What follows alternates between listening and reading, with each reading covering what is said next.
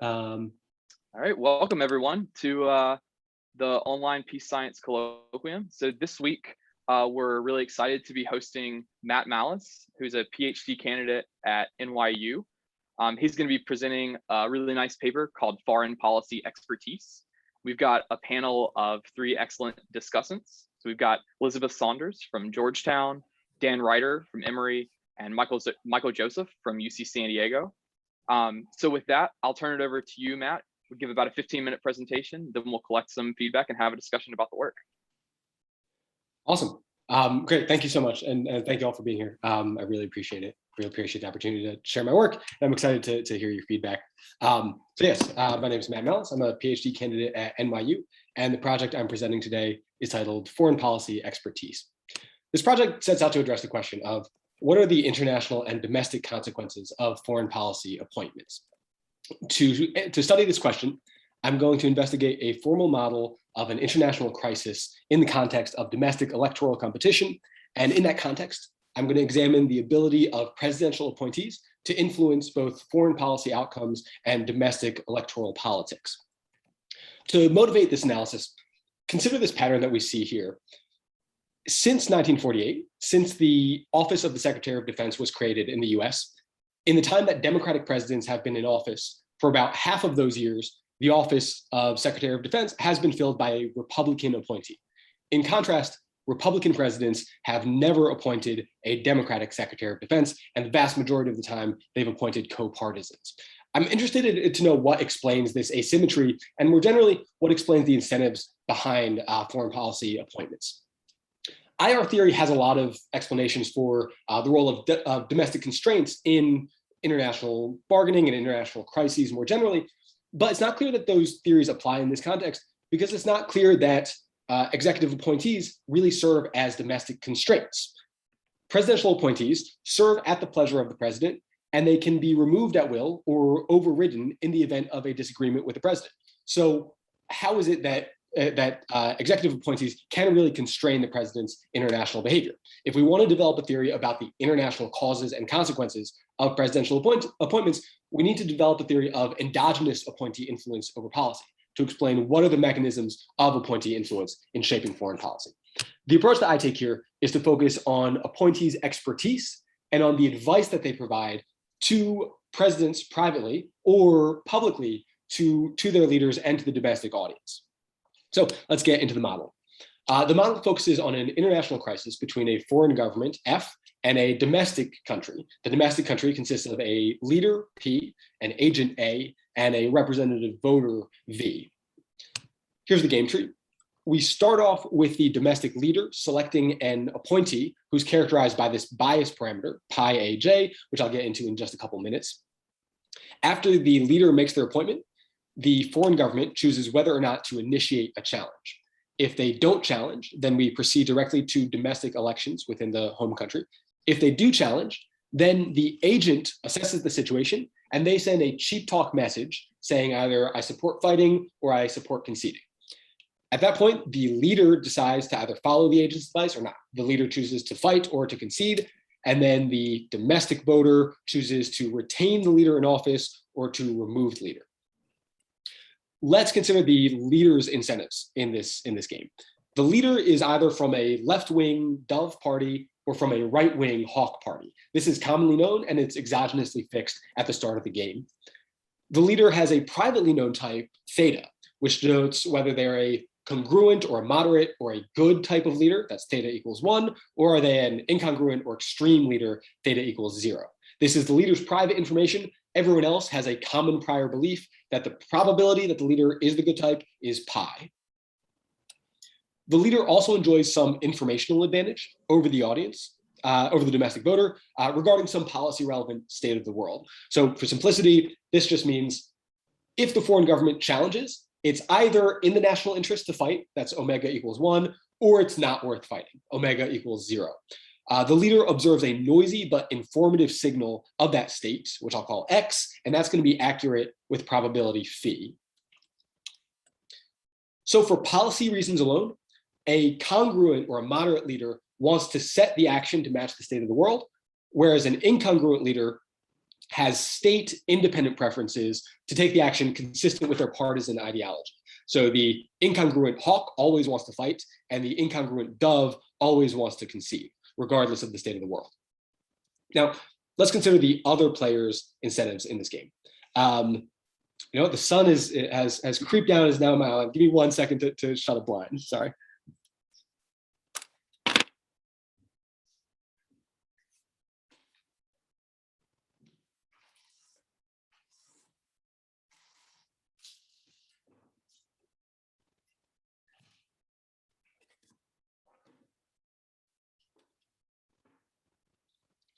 Okay, sorry about that, but I can see now, so that's good. All right, from the foreign government's perspective, they have to choose to either challenge or not. And for simplicity, I'm going to set up their payoff such that their incentive to challenge is decreasing in their perceived probability that the home country is going to fight back. For the voter, they choose to either retain or re-elect the leader or to remove the leader from office. The voter wants to keep the moderates or the good leaders, and they want to throw out the extremists or the incongruent leaders. The voter, again, does not know theta. They don't know the leader's type, but they have to draw inferences about the leader's type from the history of the game. I'm going to say mu h is their posterior belief of the probability that the leader is the good type, given what they've seen so far. And so the probability that the leader gets reelected, that's going to be increasing in the voter's posterior belief of them being the good type.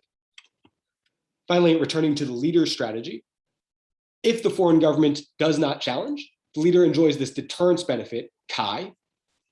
If the foreign government does challenge, the leader's preference depends on their type. So the good leader, again, wants to set policy to match the state of the world. The bad leader has a state independent preference where the doves always want to concede, the hawks always want to fight. And then for either type, you enjoy this office holding benefit of beta if the domestic voter does re-elect you. So if R equals 1, you get this office holding benefit. Altogether, this gets us to the leader's best response being, for a dove, you're going to want to fight if and only if the electoral incentives are sufficiently high, and a moderate dove is going to be more willing to fight than a extreme dove. Whereas for a hawk, you're going to want to fight if and only if the electoral incentives are sufficiently low. So a moderate hawk is going to be less willing to fight than an extreme hawk. Okay, so those are the incentives. The plan for analysis here, I'm first going to examine the crisis subgame, which I'm defining to be the subgame after the foreign government has initiated a challenge. I'm going to examine that across different cases, so with a biased agent in place or an unbiased agent, and then across different institutional rules. So whether the agent can communicate privately with the leader or publicly with the leader and the domestic audience. And then I'm going to back out of that and say, given these crisis subgame outcomes, what's going to be the leader's optimal appointment? What kind of agent do they want in place? And what kind of institutional rules do they want in place? So with that, let's just look at the equilibrium outcomes to the crisis subgame without an agent in place as a benchmark. On the horizontal axis, we're looking at pi, that's the prior probability that the leader is the good type. And then the vertical axis is beta, that's the strength of the electoral incentives. So let's consider what's going on in each of these regions. In this first region, the electoral incentives are sufficiently weak, and the prior probability of re-election is sufficiently high that for the good leader type, he's going to be willing to follow his signal. He's willing to take the action that he believes to be in the national interest. Whereas the bad leader type, theta equals 0, is going to take the ideologically consistent action. Because the good leader is following his signal, that means sometimes he's fighting, sometimes he's not fighting. So that provides electoral cover for the incongruent or the bad leader to just do what he wants without facing too harsh of electoral consequences. If beta increases or if pi, the prior, decreases, then we end up in one of these other regions where the good type is now incentivized for electoral reasons to play the counterparty action. So now doves are incentivized to fight so as to signal their moderation. Hawks are incentivized to concede to signal their moderation. That's if they're the good type. Now the bad type, what they want to do depends on the relative strength of the electoral incentives. Sometimes bad doves want to fight, sometimes bad doves want to concede, depending on how large beta is. That's what's going on without an agent in place. Now let's consider what happens when we add in an agent. And specifically, let's think about how these outcomes vary according to 3 criteria. The first criteria is deterrence. Can the agent affect the probability, on average, that the domestic leader is going to end up fighting given a challenge? and that in turn will affect the probability that the foreign government fights in the first place. Second, can the agent affect policy responsiveness? By that, I simply mean if the foreign government challenges, we're interested in matching the policy to the state of the world. That's sort of what we say is in the voter's best interest. So can the agent improve that probability? Finally, can the agent improve electoral selection? Can they help voters distinguish the good leaders from the bad leaders and help them retain the good leaders and throw out the bad leaders? So those are the three criteria we want to consider here. Now, let's just quickly consider what are the agent's incentives. So I said the agent is characterized by this parameter, pi aj. That really captures two parameters. First is the direction of the bias. Is the agent hawkishly biased or dovishly biased? And second, what's the magnitude of the bias? So the agent, like the leader, they can either be a congruent or an incongruent type. That's theta A being 0 or 1. This is the agent's privately known type. What the leader chooses is the probability of the agent being the good type or the bad type. So the leader selects pi A, and then the agent's actual type, theta, is going to be realized and observed privately by the agent. The agent's payoff, similar to the leaders. If you're the congruent type, you want the policy to match the state of the world. If you're incongruent, you have a state independent preference. And so the agent's best response ends up being pretty straightforward. If you're the congruent type of agent, you report truthfully, you send the message that corresponds to what the state of the world actually is. If you're biased and hawkish, you're always going to send the message supporting fight. If you're biased and dovish, you're always going to send the message supporting concede. So essentially what's going on here is the leader chooses an agent who's going to be lying to him some portion of the time. In any particular instance, the leader doesn't know whether the agent's lying, but they can choose the probability that the agent is going to lie. And they also choose the direction that the lie is going to be in if the agent does end up lying. Okay, with that, let's first consider what happens when we have an agent providing private advice, but the agent is perfectly unbiased. What we see here, this is the equilibrium outcome from the benchmark model. When we add in the unbiased privately communicating agent, the main impact is that we're going to expand this region where the good leader type was willing to follow his signal. But now instead of following his own signal, he's following the agent's privately communicated advice. So for this expanded region 1, now the good leader is following the advice, the bad leader is still ignoring the advice. In aggregate, what we get is simply improved policy responsiveness. It's more likely that the policy matches the state of the world now. I'm going to ignore what's going on. I'm just going to assume away this corner of the parameter space. It just adds in more uninteresting cases. I can talk about that more in the discussion, but we're just going to assume that away for now, focus on what's going on below there. Now, what happens if we have biased private advice? So again, the agent is going to be lying sometimes. The leader doesn't know exactly when he's going to be lying, but sometimes she is lying. As long as the agent's bias is sufficiently moderate, then the leader is still going to be willing to follow the agent's advice. The good leader type is still going to be willing to follow the agent's advice, and the bad leader type is still going to ignore the agent's advice. What's the implication of this? Relative to having the unbiased agent providing private advice, what we get is worse policy responsiveness in general. The agent is going to end up shifting policy in the direction of her bias. So a hawkishly biased agent is going to increase the probability that the leader fights. This has the effect of improving deterrence, whereas a dovishly biased agent undermines deterrence. But a little more interestingly, a cross-party appointment is going to have the effect of improving electoral selection. Because, for instance, if you have a hawkishly biased leader under a dovish leader, that's going to increase the probability that the good dove fights, whereas it's not going to affect the probability of the bad dove fighting. This separates out the good doves from the bad doves and helps voters separate them out and retain the good leaders throughout the bad leaders. That's just from biased private advice. Now, finally, let's consider what happens under unbiased public advice. In this case, the good leader is always going to follow the agent's public message when that message is sent both to the leader and to the domestic audience. The bad leader's behavior is going to depend on the strength of the electoral incentives. In region 3 up here, when beta is sufficiently high, when the electoral incentives are high, the bad leader is also going to be pushed to follow the agent's advice. In region 1, the bad leader is going to ignore the agent's advice when the advice goes against what they want to do.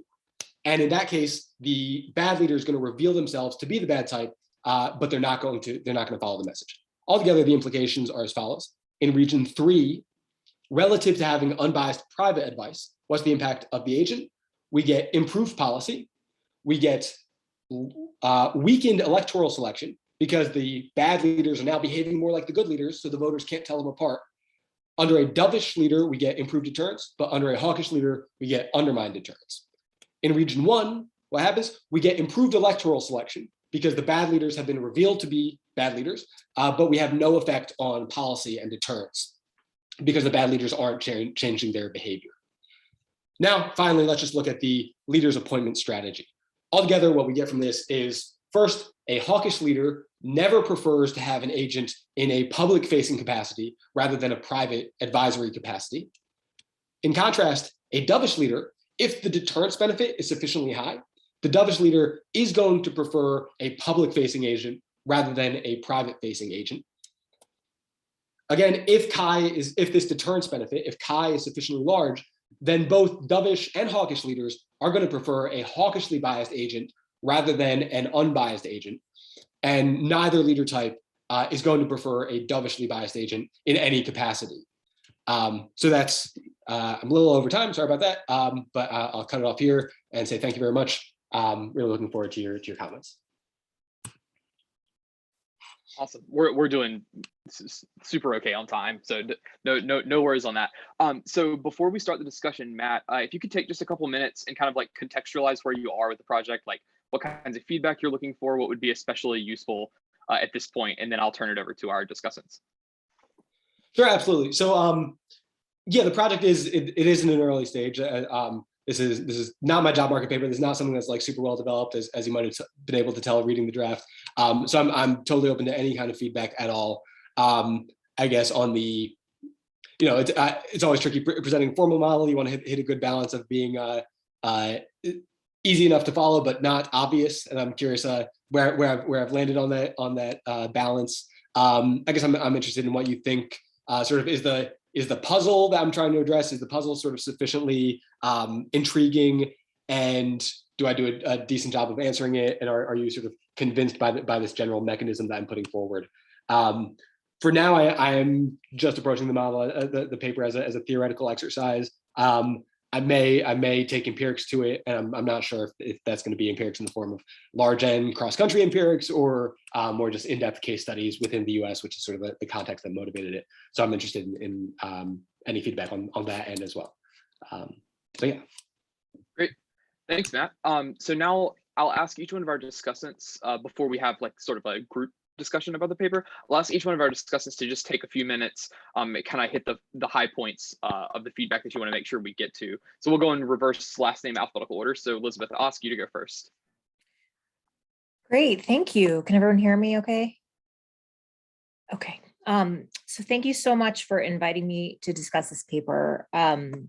I am a big fan of the topic, the puzzle, the paper, which is probably not much of a surprise to Matt, because I think, I work on this and have published on this, and was just this morning writing the section of, or rewriting the section of the theory chapter of my next book, which deals with a somewhat different angle on a similar kind of problem. So I really like this, and I think it makes very clear that some of the really puzzling things that we observe. And I think you could tie, so I'll just, I could go on forever, which I won't do. So I'll just make like 3 main points. One, I think that and I have a piece coming out in the annual review that actually makes this point really explicitly. I think a big missing piece of what we do in IR is the selection of elites, and people have gotten interested in the selection of leaders, like leader turnover and leader selection. Like if, do you need to have led a revolutionary group in order to make it to the leadership of an autocracy, that kind of thing. But what about all the other elites? Like, where do they come from? And I think that's a big hole. And this is like very good work to try to fill it. And as some of your other work has been. So I think you could broaden the scope of the sort of intro framing would be kind of one thing. I have lots of comments, and maybe we can connect at another time about the nitty gritty, and I'll just try to let's see. I guess one thing would be, so in my, I know it's hard, I don't mean to like always connect it to my work, but it's hard not to because I've been in it and I know you're in it. And so I think that's sometimes the only way you can think about these things. It strikes me that the public facing nature of the signal is one way of, and the versus private signaling is a very specific way about thinking about how elites matter. And there are other ways of thinking about it. It could be that the elites can impose direct costs. So that's a big part of my project. And in my security studies piece, I get into a lot of that. But I think you just may want to state that this is really about the signaling value and the deterrent value, which is a very important part of the story. And it's very nice to be able to model that. Like that's where you get real value added from the model in bringing in the foreign state and everything, which I don't really do. But I think you want to just sort of like think about the ways that you could be thinking about the role of these elites and making clear that you're homing in on one of them. And then I guess two sort of smaller questions. One is, why is it costless to these public facing elites to send this message, right? There are a lot of ways you could think about the costs, right? One is if they say something that they think the president isn't going to want to hear for whatever reason, they may lose standing, they may lose, there's all sorts of bureaucratic or personal costs or career costs, what have you, that may arise from that. If there's a conflict and it goes poorly, or if deterrence fails, in some future period, they may get blamed. Like I guess I see I think that the agents' costs are non-trivial in this, and that actually makes them credible on some level, but you treat it as costless. So I think that's just something else to maybe, if you're going to make that simplification, I would just justify it a little more. And then the last thing, I was sort of struggling with why parameterize beta. I guess I'm pretty convinced. I mean, one of the really puzzling things that I just can't wrap my mind around as a citizen, even forget political science, is the puzzle of like, why are these party brands so sticky? Like they're really sticky, and Democrats fight lots of wars, and Republicans have had good moments and bad moments of stewardship of national security. It's true in fiscal policy too, right? It's empirically demonstrated that Republicans are not better at managing fiscal policy, and yet that image of the Republicans as good fiscal stewards persists, right? These are just incredibly sticky. So to me, the Traeger and Vavrick piece is pretty convincing to me on that score. Isn't there always just an electoral incentive that exists? Like, why is it parameterized? And maybe things like an exogenous shock like 9/11 can make it go up or down, but I don't know. I think there's so much other stuff that's interesting going on here that is probably the least. One tiny thing, the one citation I didn't see, but I think in this, I don't usually like to be the citation police, but this one seems really important, is Randy Calvert's Value Biased Advice. Do you know that? You must know that paper. And that's, there is this countervail. There's not really much of a trade-off for the leader or the president in this case. And, the benefit of having someone who's really close to you is if they tell you something that goes against, or if they're known to be always dovish, if that person tells you it's time to fight, then right? So an incongruent leader, do they always have to be a liar, right? And if there's a lot of models turn on the small but non-trivial probability if they actually will turn.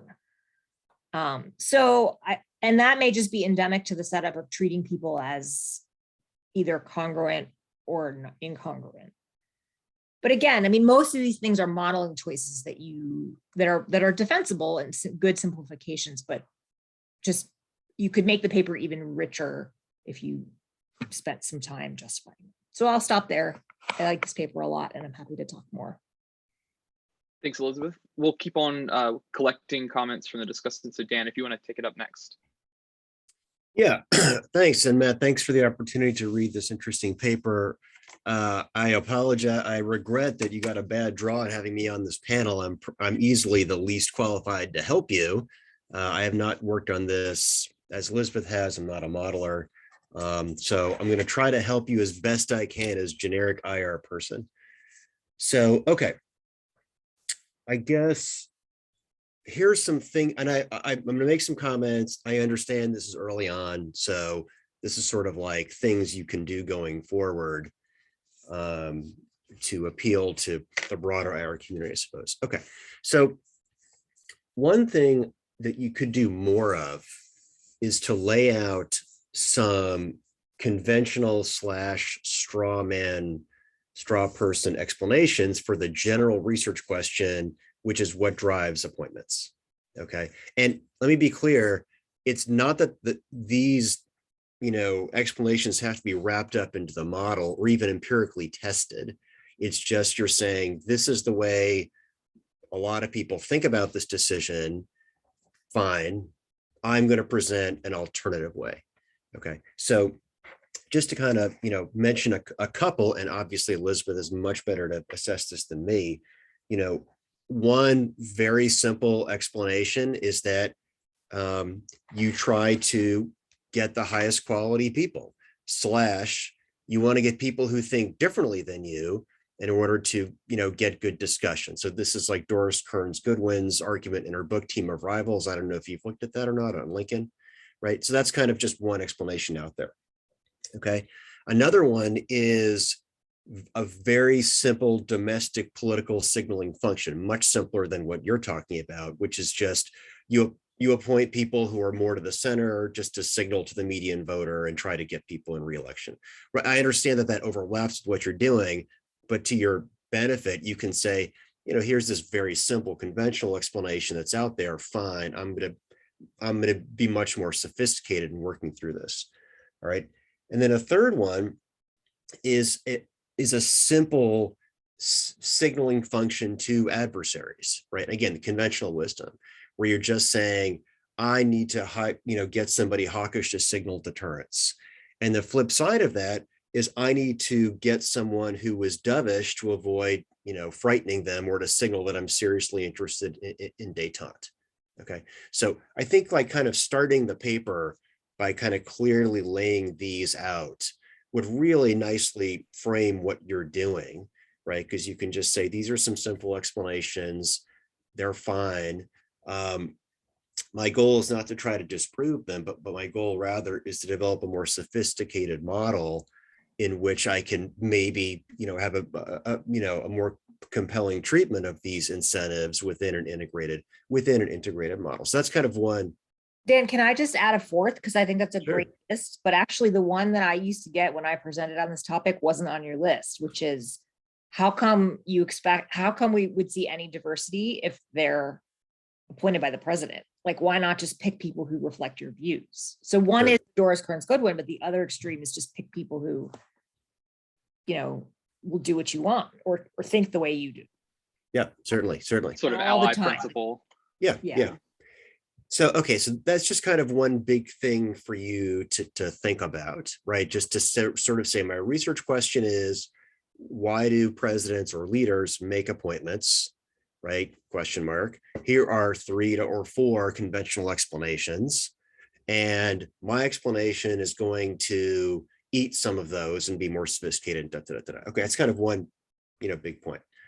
Okay, another point, and this is a little bit more challenging to you, which is I'm not sure about one of the key parts that let me state it differently. I'm not sure that I buy one of the assumptions of the key parts of the model as I understand it, right? And so this is kind of a busy week for me, And I wish I could have had more time to read the paper carefully, but anyway. So as I understand it, the appointment, the agent has the opportunity to send a signal about the advisedness of using force, right? And then the content of that signal reflects their preferences or is that right? Okay, so cool. Well, okay, I got it.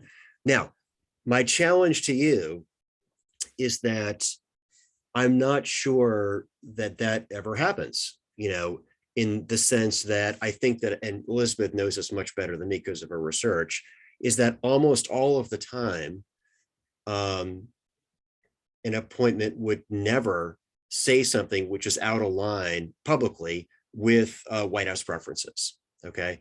I think that, you could imagine 2 or 3 things which might happen. One is they swallow their concerns and just parrot the line, okay? Like, Colin Powell in 2003. A second thing is they resign in protest, which is relatively rare. And a third thing is they leak to the media their concerns, okay? And so I guess it's almost sort of an existence proof for you where, give me some examples, in which this actually happened, all right?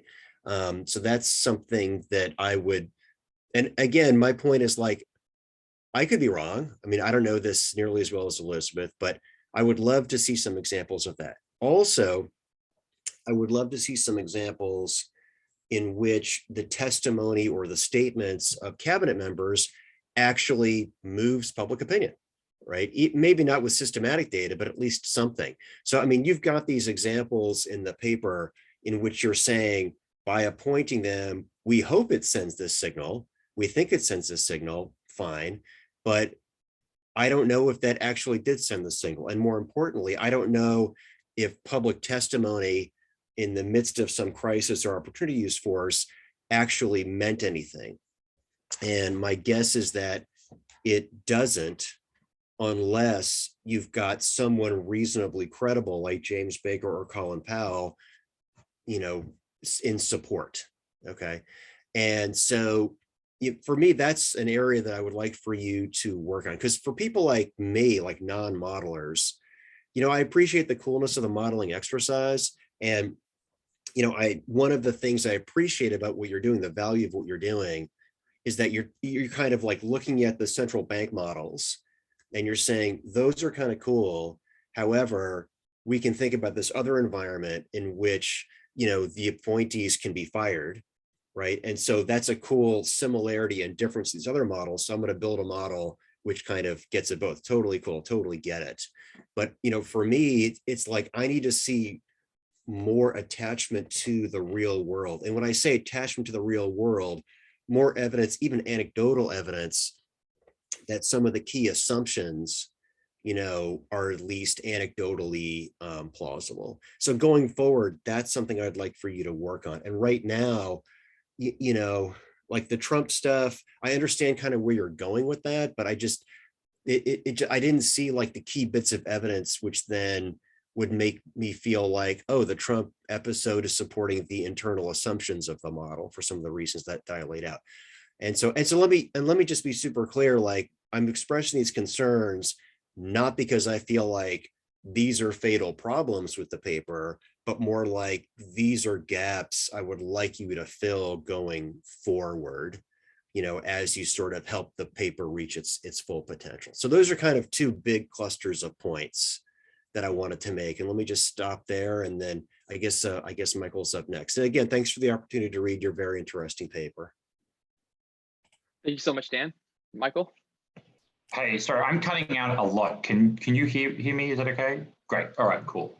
Matt, I have lots of nice things to say, but I only have 5 minutes, so I'm going to focus on other things. Okay. So one of my comments actually was almost exactly the same as Danny's, which is, and it relates to the point that he raised about whether or not public, like the secretaries of defense or state, ever publicly come out and say anything against the administration. And that is like Colloquium model. I do like, my example in my head was resignations, but again, they're very rare. To me, the best example is like John Bolton actually resigning over, but Danny's right, these are like very rare events. And I think that is like a core issue with the public facing part of the model, particularly because you talk about that assumption a lot. And in particular, I think you sort of get at it, but in a way you get it in a way that to highlight the discrepancy, which is in section, I think it's 4.3 or something. You talk about how the Congress is always asking these people to explain publicly, but effectively they're working as mouthpieces. Then for the administration, they're not on their own. I mean, I have a few examples for you. One is Stanley McChrystal, who ended up getting fired by Obama. Another one, which kind of cuts against your theory, is Bob Work. It cuts against your theory because he's a Democrat working for a Republican. But Bob Work wrote a number of really controversial reports about reducing military spending while working for a Republican administration. And that definitely went against the Republican policy at the time that he wrote. Okay, so there are a few examples here and there where I think you can probably find something. I can't think of one at the level of the Secretary of Defense or State, though. I mean, I'm not as good at history as Elizabeth or Danny are, but I couldn't think of it. Okay, I started with that because it dovetailed nicely. So something I wanted to flag that I found really provocative and interesting about this paper was you're sort of flipping the bureaucratic story. And this sort of goes at a different way of thinking about what Danny and Elizabeth were saying about what the standard stories are.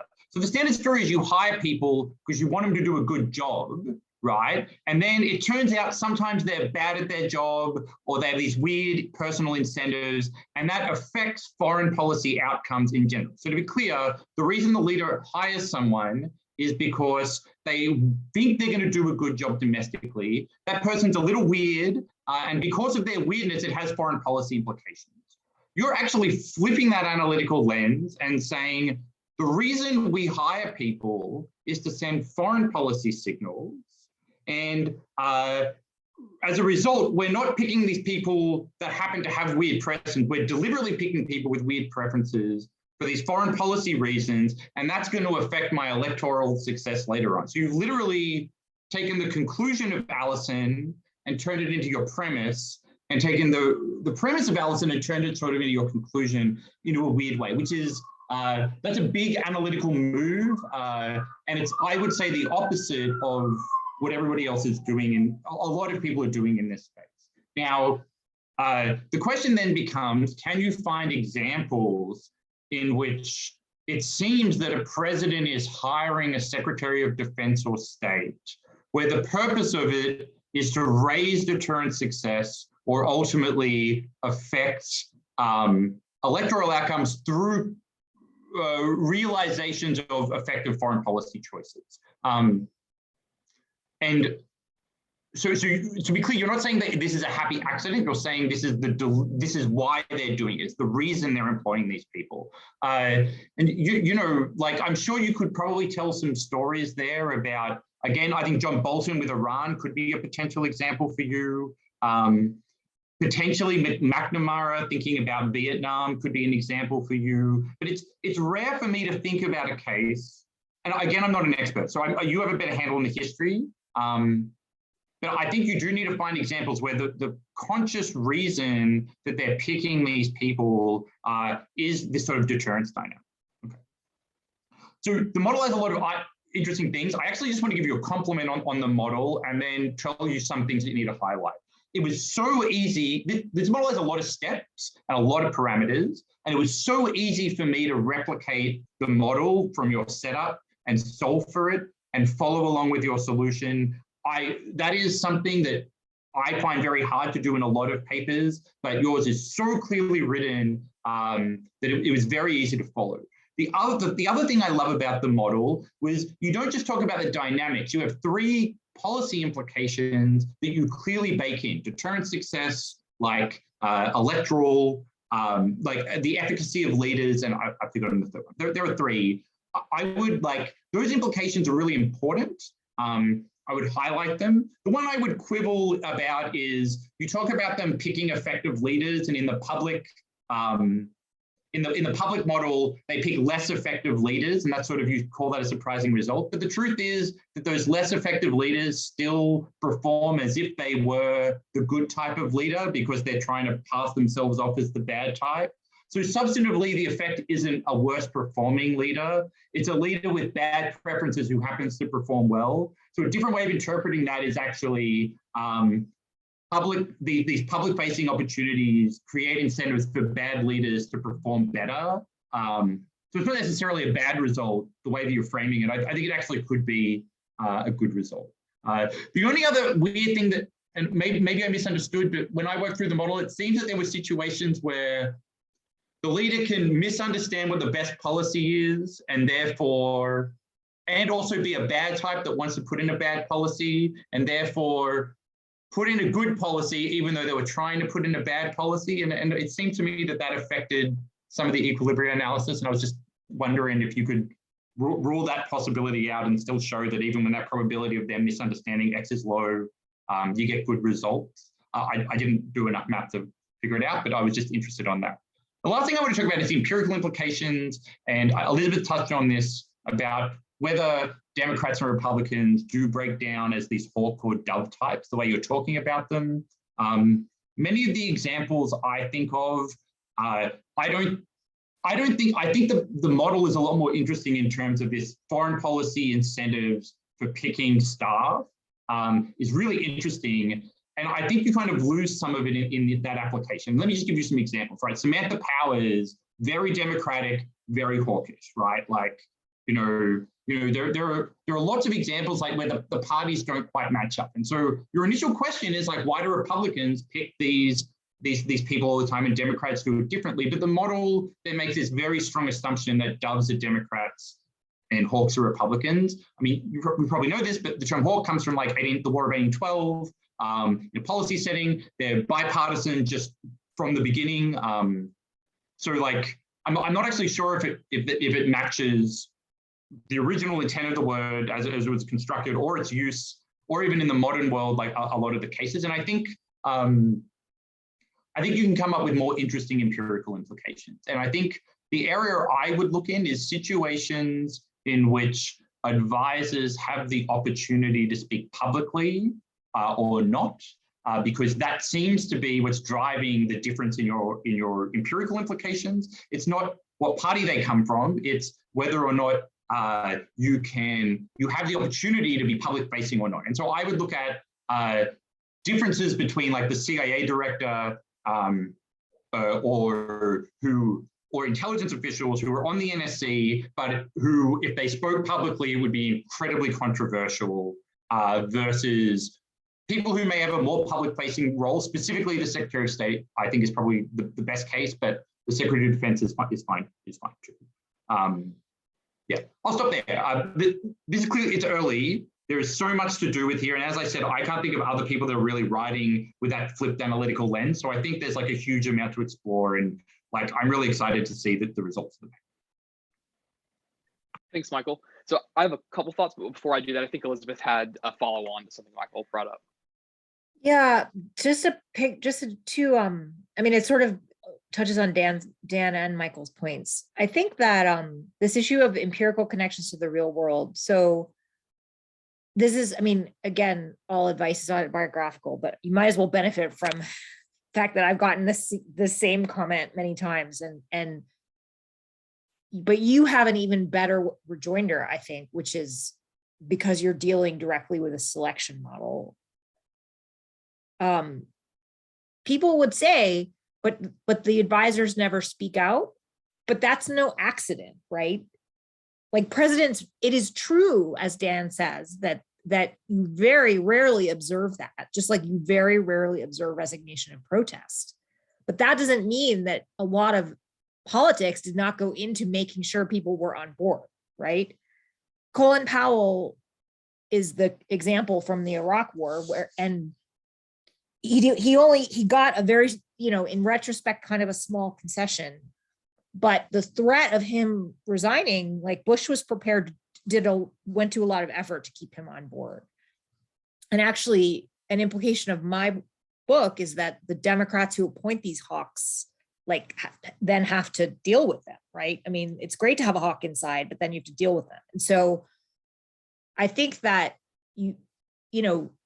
it's selected out, like it's off the equilibrium path to have the hawk, to have these people speaking out. And that's why we don't observe it. But that doesn't mean, this is just a classic selection problem, but observationally, you don't observe it, like audience costs. And so, although you cite it, I don't think you're actually making as good use of the JCR piece that I did on advisor cues, because what I did there was to show, I did an experiment, because an experiment that's one of the things it can do, is let you do all the off-path cases. And so that I have advisor speaks out or advisor doesn't speak out. And the gap is enormous for a Democratic president if the hawk is opposed versus the hawk is supportive of whatever the Democratic president does. It's like, I want to say on the order of magnitude of like a 31 percentage point swing. Don't quote me on my own effect size, but it's big, right? And so that gives the elites leverage. Now, you don't model the leverage in here, and that's fine. But I think you aren't going to find too many of these cases, but that's also not evidence that you're not, that you're wrong. What Elizabeth? you find in cases, though, is what Michael just said, which is they were thinking about speaking out and they didn't.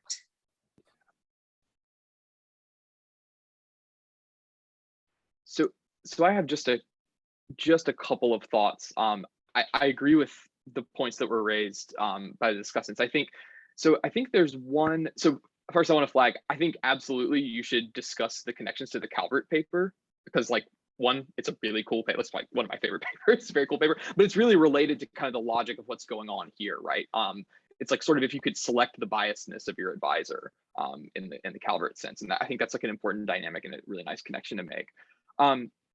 Another sort of framing thing that I thought might be nice is you cite, so unlike a lot of the theoretical work in IR on domestic politics, you cite a lot of the electoral accountability papers, right? So, you're citing like Keynes are inherent in shots. And I think one thing that I found really interesting about the setup that's not the case in those papers is that the policy that the president is being evaluated on is being made with respect to a strategic opponent, right? So like in Keynes are inherent in shots, like I want to convince the voter that I know what the correct state of the world is, because they want to retain, right? They want to retain a high quality incumbent into the second period when policymaking happens again.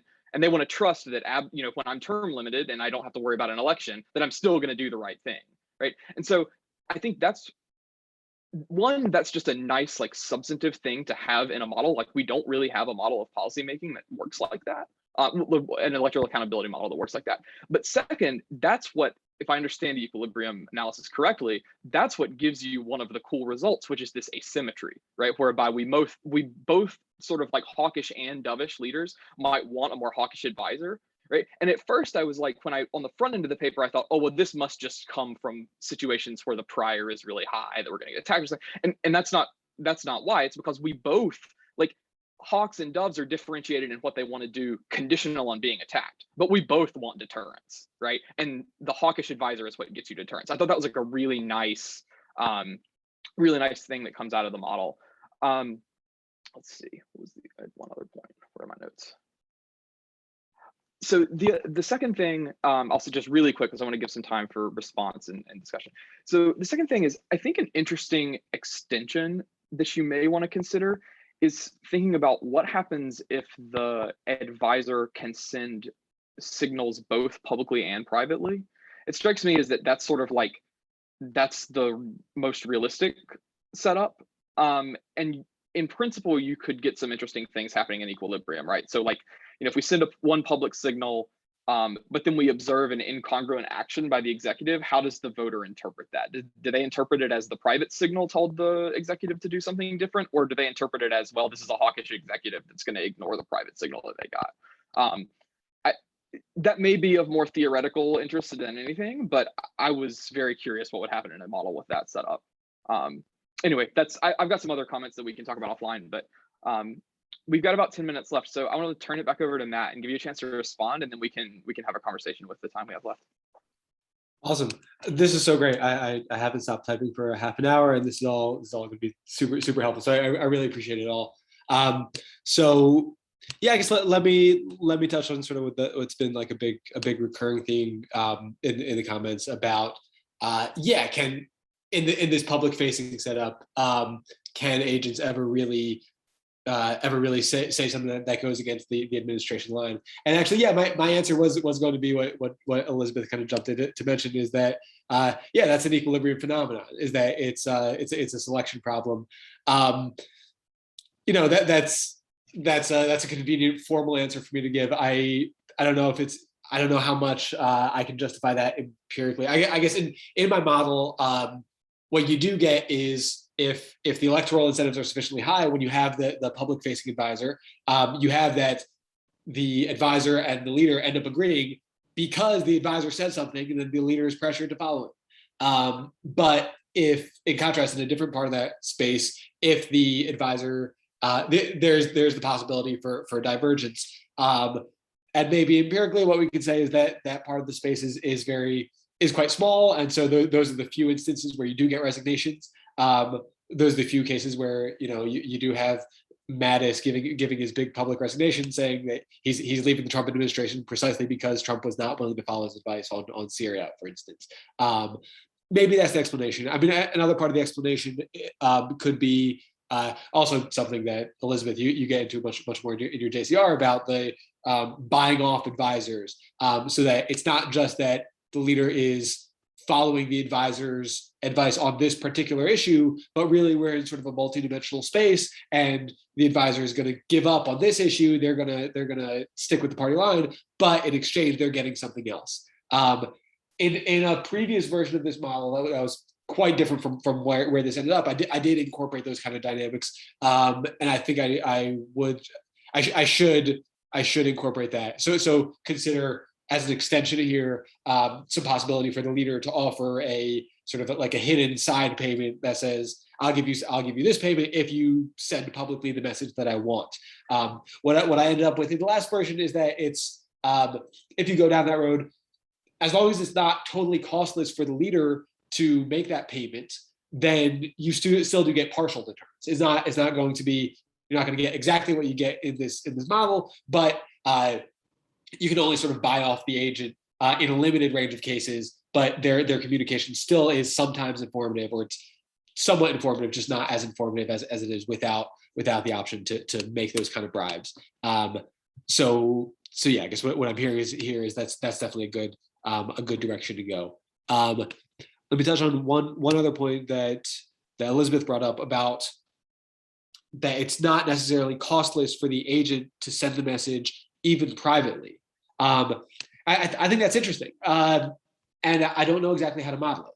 So I think I agree substantively that for even just in a closed door, for an agent just speaking to the president, just giving advice, they're going to find it not totally costless to tell the president something the president doesn't want to hear. Why is that? I don't know. That seems like not actually entirely rational behavior on the president's part to punish the leader, to punish the agent for giving him information he doesn't want, even though it seems like it is useful. Donald Trump made an art of this, by the way.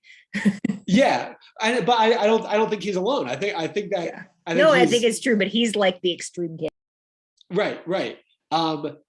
And so I don't know if that is a behavior that is sort of possible to microfound like through a formal model, or if that's just sort of behavior that falls out of the domain of rationality. I don't know. I would be interested to hear other people's thoughts on that. Like why?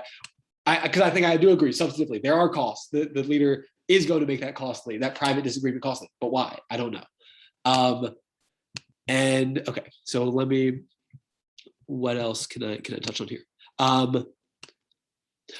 Brad, can you explain again the point you made towards the end? Like what was your impression about why there was going to be asymmetry, and then how was what I showed different? So I thought that it was just going to mostly be a situation where the prior was so strong that we were going to be attacked, that I just wanted to appoint someone, but it's a little bit more subtle than that, right? Because it's, I mean, as I understand it, it is because the policymaking arena here is one where you are making policy that is affected by the strategic decisions of another actor, right? So, and that's not the case in most, I mean, that's not the case in any of the electoral accountability models that I can think of that you're citing, right? You know, like in most of those models, like either, you know, I mean, they're almost all like these adverse selection models where I'm trying to signal that I'm a moderate or signal that I'm like the congruent type like you have, right? And sort of I learn the state of the world and then I want to do something that signals to the voter that I'm, and that's all that policymaking is doing. But here policymaking is actually, you know, I'm choosing someone and then the foreign country reacts strategically to that choice and then I make policy, right? And so the fact that the asymmetry arises because there's a deterrence benefit that comes out of that strategic interaction, that I think is really, that's novel. And I think that that's something that you can, I mean, obviously you want to pitch this paper towards an IR audience, but I think that, you know, I think you can make a little bit stronger of an argument that you're making a contribution to the electoral accountability literature as well. Okay, great, thank you. And then Dan, let me touch on one of your points. So you mentioned you think like if there's disagreement between the leader and the agent, you could see three outcomes. One would be the agent just sort of swallows their pride and parrots the party line. Two would be resignation and protest, and three would be some sort of intermediate option of like leaking to the media. I think I would like to say, or maybe what I would like as an easy answer is to say that the leaking to the media option, that's sort of how I'm treating the public signaling. That I want to be kind of ambivalent as to whether it's the appointee sort of stepping up to a podium and announcing something versus just making their preferences known. Would you find that satisfactory, or do you think there's like a real qualitative difference that I need to account for there? No, I mean, well, I would not put myself in either one of those two boxes that you just described. But yeah, I mean, but I think that is a lot more, I mean, in terms of how stuff really works, that is, I think, a lot more plausible, right? And certainly we saw Powell, I mean, as Elizabeth knows, Powell was doing a lot of kind of backdoor leaking and so forth. And so it would be interesting for you to sort of say, this is one way that cabinet officials can try to swing public debate while still maintaining enough plausible deniability to protect their personal fortune and not get fired, is through leaks. And so that would be a potentially interesting way to go. And there are some examples of that. So I think you're on stronger ground to saying this is something which actually at least sometimes happens. As far as the other thing you said a couple minutes ago, which is like, why would any rational leader not want to hear, you know, dissent? You know, I think the reason is that if you hear too much dissent, then you do fear that the cabinet member is going to go renegade, and then that cabinet member just kind of gets excluded from discussion, or they get treated as the quote unquote George Ball, which is just like, this is the person who's going to disagree. We're going to hear from them. Once we've heard from them, we now are satisfied we've heard the opposing point of view, and now we can be more confident that the thing we wanted to do all along is the right thing to do because we've heard the opposition of now like classic groupthink. George Ball, of course, being one of Johnson's Vietnam era advisors. Right. All right. Well, it looks like we're right at 3, so we should probably wrap up. I want to thank Matt for the paper. I thought this paper was really nice. I look forward to seeing it out. I want to thank Elizabeth, Danny, and Michael for comments. I think, you know, all really great comments all around. Really clear that everyone read the paper super carefully and offered super constructive comments. This is our last session for the fall semester. So we'll be sending out the call for paper submissions for the Online P-Science Colloquium in the next few days for the spring 2022. Wow. And so keep a lookout for that. I want to thank everybody, and we'll see you next time. Yeah, thank you all so much. I really appreciate it. Thanks for that great paper. It was awesome. Yeah, thank you. It was fun.